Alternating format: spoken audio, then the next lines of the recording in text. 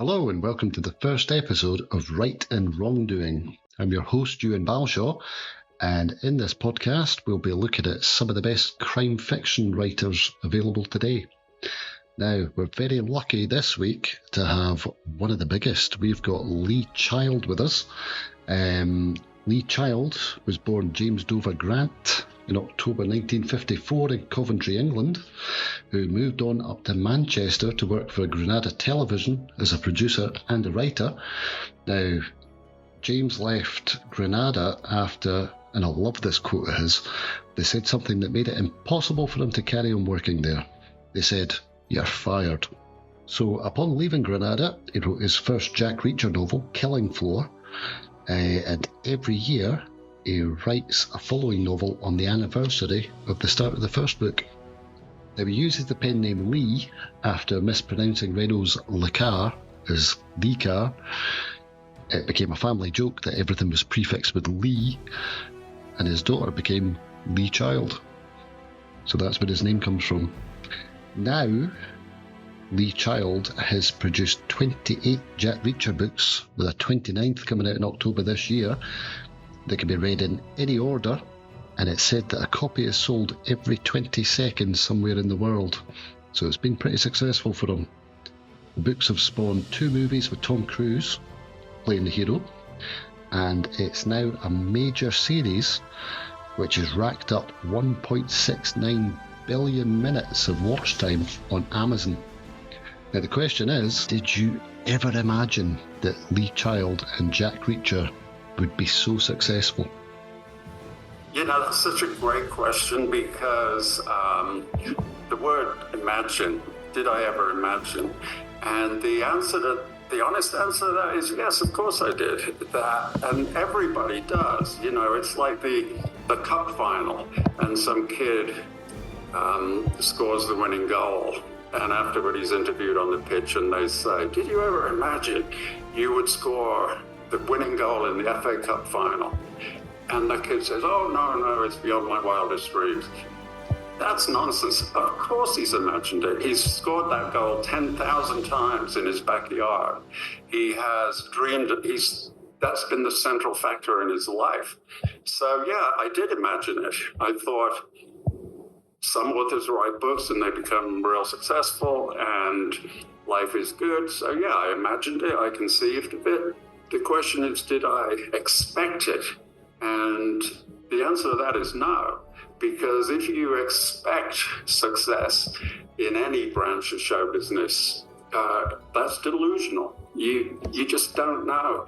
It is so random. It is such a lottery that, so yeah, the short answer is I totally imagined it, but I did not necessarily expect it to work. Well, I have to say, I understand why the books are so successful. I picked up my first Reacher book in October last year, and we're now into March. Out of the 28 books, I'm 16 in so far. And with 100 million books sold, then obviously there's a lot of fan base out there. So Reacher and Jack Reacher are obviously household names now. You've said before that you struggled with a name for the character, and I can't see him as anything but Jack Reacher. How did you decide on the name in the end?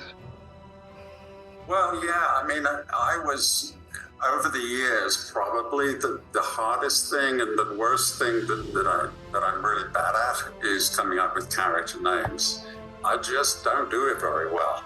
And so I was in a bit of a quandary with that first book because it's in the first person and he doesn't have to state his name until somebody asks him. There's always a little old lady who approaches me and says, "Oh, you're a nice tall gentleman. Would you reach me that can?" And so my wife, who was very supportive, she was, you know, we were broke. I was out of work. And I'd come up with this crazy plan of writing books. And she was sort of biting her lip, but being really supportive about it. She said, when this old lady asked me to brief something for her, she says, "You know what, if the writing gig doesn't work out, you could be a reacher in a supermarket." But it seemed to fit, and it seemed to be sort of forward-moving sort of a name. So yeah, that was that's where it came from. Well, Jack Reacher's thing is that he's travelling around America. He's got the clothes in his back and his toothbrush in his pocket. He's left the army and he doesn't want to settle down. So that's why you can pick up any book and just start again. He's moved to a new town and something's happened. It's not an ongoing story. Did this come about because you fancied the Reacher lifestyle? Could you see yourself out on the road, not fixed to any home address? Well, it's very hard work. I mean, that's what isn't mentioned in the Reacher books. Because I've tried it. I've done, especially in the early years, just for the fun of it, I would take long road trips to wherever I wanted to go, either rent a car or use the bus. And I would go out west and stay in a succession of $20 motels and hang out in these roadside bars and just move on the next day.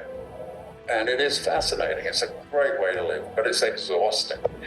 You've got nowhere to go take a rest. You can't go home and take a nap. So I think that's what is not shown in the books, how actually tiring it is, but it's certainly possible and certainly enjoyable. And I think that is one of the appeals of the books, the minimalism, because we're also burdened down with responsibilities and bills and mortgages and all that kind of thing, that all of us, men and women, want to just fantasize about a simple life where, you know what, if you're not having a great day today, you can be somewhere else tomorrow with whatever's in your pocket. And I think that is an antidote. It's a consolation to the pressures and the stresses that we have to go through dealing with this, ridiculous life. Well, as I say, I discovered Reacher quite late, and I read a couple of books before I watched the movies that came out, the Tom Cruise ones. I have to say, Tom Cruise didn't match the character from the book in my head. But the new series that's out with Alan Richardson as Reacher really seems to hit the mark. He's really nailed the character. Is that something that you had input with this time? Yeah, I mean, it was all born out of obviously the previous experience with the feature films with Tom Cruise, which, I enjoyed working with him. He was a lovely man, and the whole thing was, just a great experience. But I had fundamentally misjudged something at the beginning, which was that as the book writer, I felt instinctively 100% that the book was the final product. There was nothing beyond the book. So that any screen adaptation would be sideways, parallel, something happening elsewhere. It wasn't sequential. It wasn't, first of all, there's a book, and then it becomes a movie, as if the book is a kind of chrysalis just waiting to become a movie. That was not how I conceived it at all. The book stands alone. The book never changes. The book is the definitive version. And the movie would be somebody else's entertainment, somebody else's opinion, with no effect at all on the book.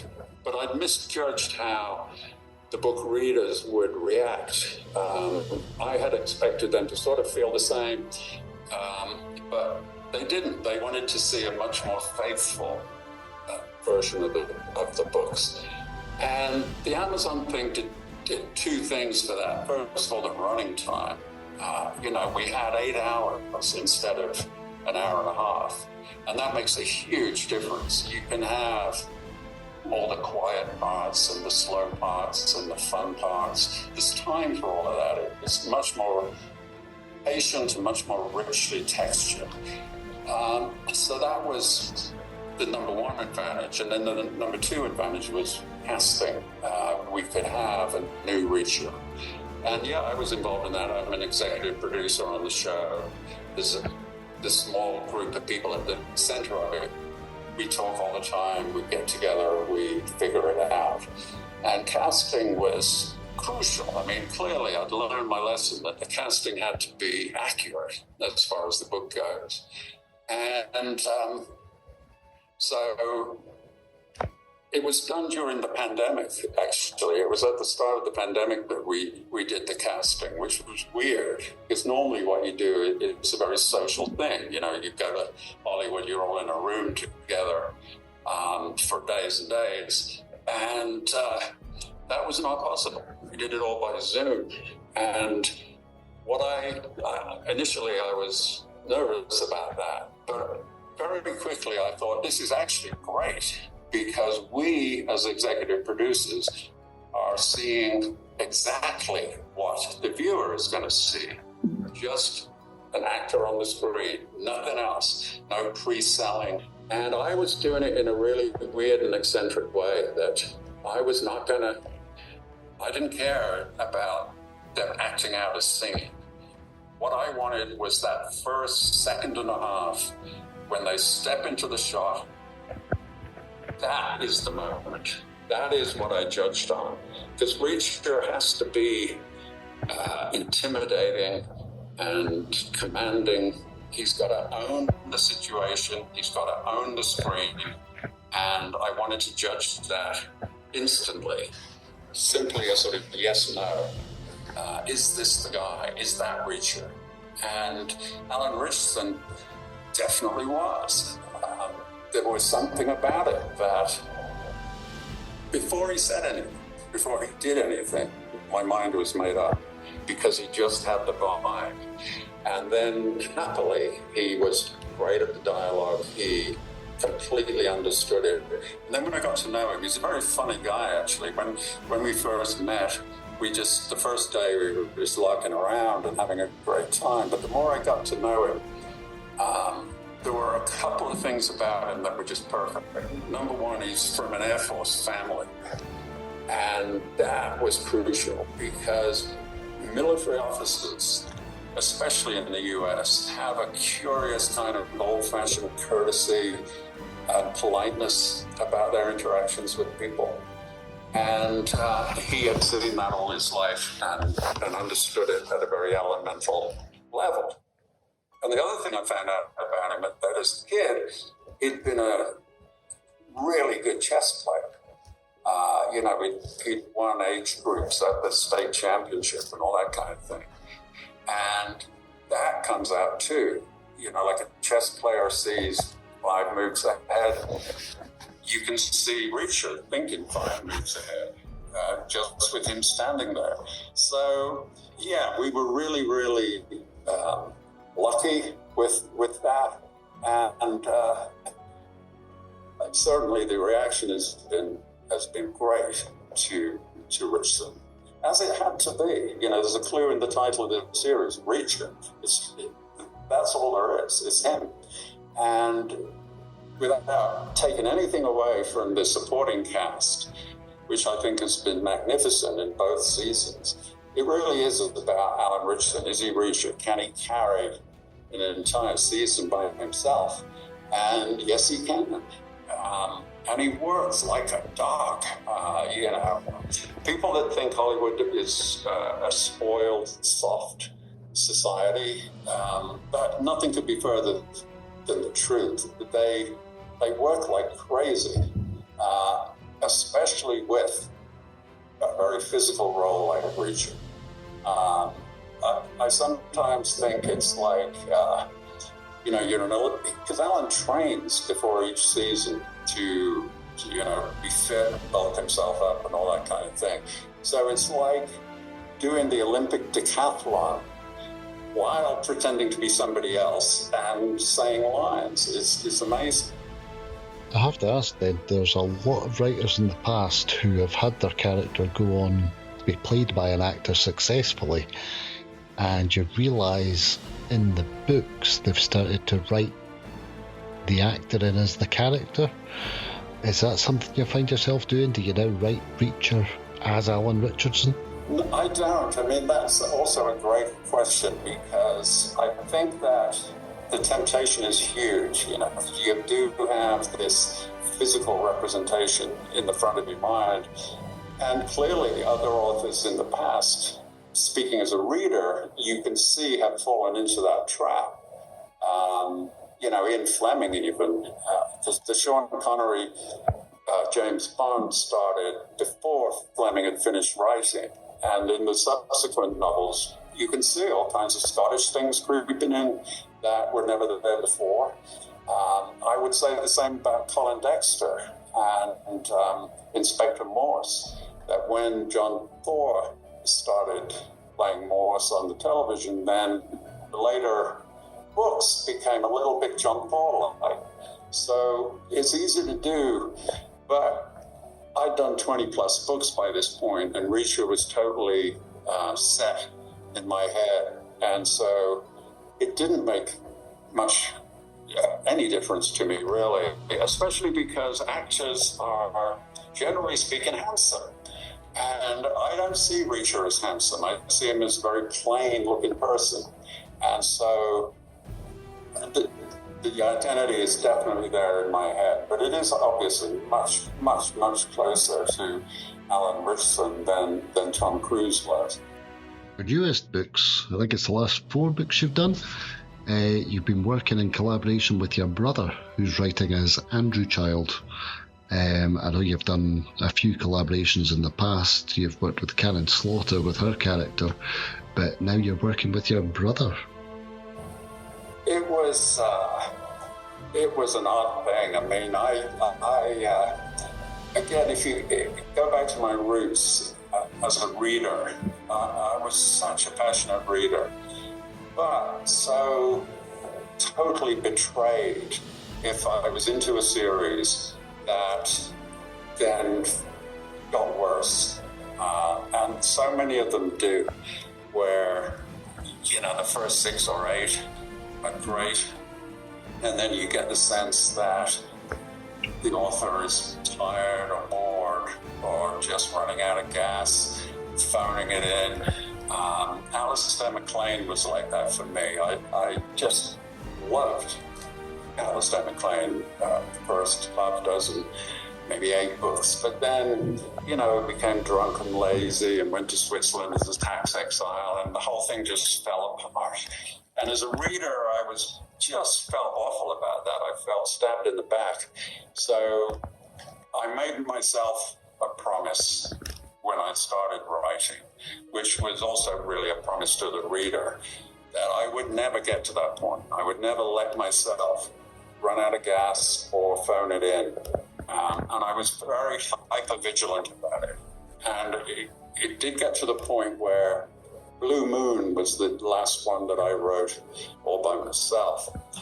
And I remember a couple of times just thinking, instead of seeing it as a joy, for a couple of days I remember thinking, actually this is a bit of a chore. And I felt that was a warning sign. And I thought, I've got to stop, because I will not betray my readers the way that I felt betrayed. And so I was going to quit. I just thought, that was 24 books. That is pretty good. But I just couldn't do anymore. I couldn't trust myself to do 100% product. So I was going to quit. And I was sad about it, for myself and for the reader. Readers love Reacher and have invested so much emotion in him that it was going to be upsetting for them. And I developed this fantasy. Wouldn't it be great if you go down to the crossroads at midnight and get a magic potion from the devil, that tomorrow morning you would wake up 15 years younger, full of the same energy and stamina that you had back then.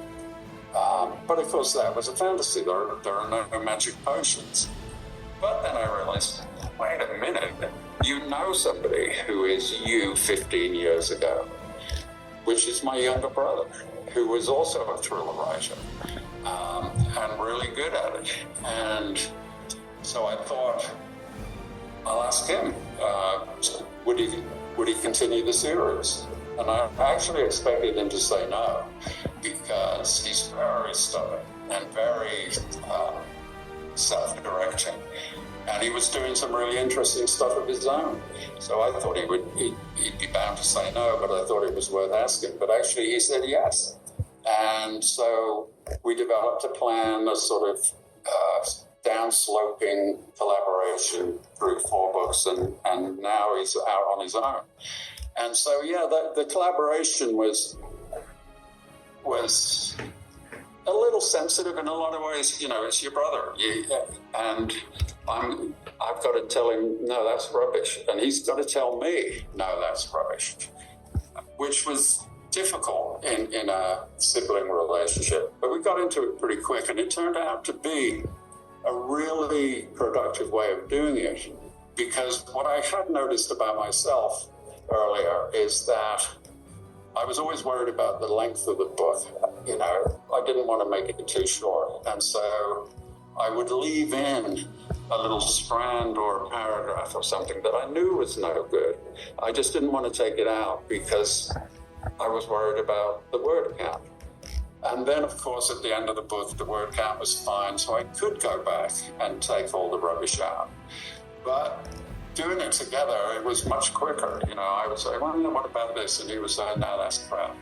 And it was quicker, you know, it just made the decision all that bit faster. So in the latest book, it's a bit of a change. This Reacher novel is based in the past, most of present day. This one's when he was still a military policeman in the 110th. Why did you decide to go that way? Well, I think it's always intriguing to speculate about Reacher. You know, if this is what he's like now, what was he like when he was inside a big formal organization, you know, like the military? How did he get on taking orders and having to be where he was told to be? It's always fascinating to go back, and as a writer, it's always fascinating to, you know, you're used to developing the character a little bit book by book. He gets a little older and wiser, maybe, because the author does. And so it's really refreshing to take a leap back to a slightly younger, maybe he's more energetic, vigorous, maybe he's a little more optimistic, maybe he's a little bit more naive. A younger version of the character that we know is an irresistible challenge to do. And readers like it. They like to see Reacher back in the army and doing, you know, how does he fit? How did he ever manage it? Those are the questions people have, and it's fun to show it. I'm going to ask the big one. This is the one everyone worries about. How is Reacher going to end? Is he going to settle down one day? He moves on every single book, and he always says he won't settle down. Is he going to end up buying a house and settling down? Well, that's the choice, isn't it? And I used to have in mind, because people would ask this, you know, at book events, and I said, yeah, the plan is that the final book will be called Die Lonely. And it will be quite hard to plot because Reacher's a very capable guy, but I would have to maneuver him into a situation where it was a binary choice. Either he gives up himself or he gives up the person he's protecting.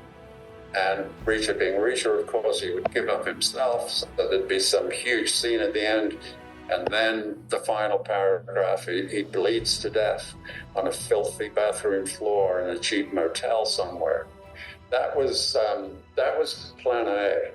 And then over the years, you know, I would say that at book events deliberately in a way to hear how loud the groan was going to be.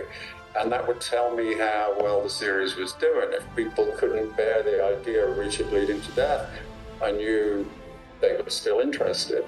So then I developed a plan B, which is a sort of standard ending to the book. You know, the problem is sorted out, the bad guys are all dead. Reacher dumps out all the stuff that he's accumulated and walks off to the bus depot. But halfway there, he thinks, you know what, this is a pretty nice place. I'll adopt a dog and find a place to live. And so that was the sort of metaphorical version at the end. But hopefully with Andrew doing it, we won't have to tackle that decision for a very long time. It's going to carry on. Andrew's going to take over. And you're going to settle down. I take it you're getting back into your reading yourself. All retired, curled up in front of the fire with a good book. Have you got any in mind? Oh, yeah. I mean, the only thing, writing is just the greatest possible job and the greatest possible life. And I have been very lucky to do it for so long. But the only thing that has ever bothered me about it is how much time it takes away from reading. So, yeah, that's the plan. Well, Lee Child, it's been an absolute pleasure speaking to you, and I wish you all the best. Thanks a lot for your time. My pleasure entirely, and I hope that you all have a wonderful weekend.